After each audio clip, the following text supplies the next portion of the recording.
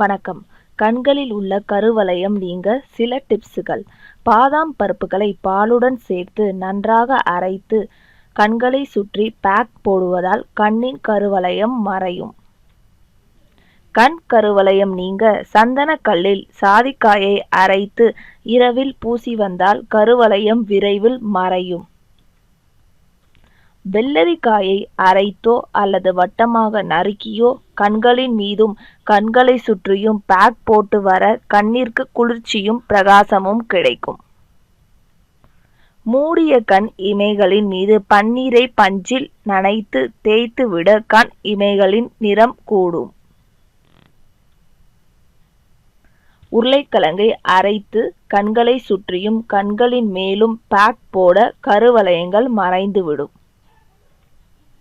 வெண்ணெயுடன் கொத்தமல்லி சாற்றை கலந்து கண்களுக்கு பேக் போட கண்கள் கருவளையம் நீங்கி பிரகாசமாக இருக்கும்.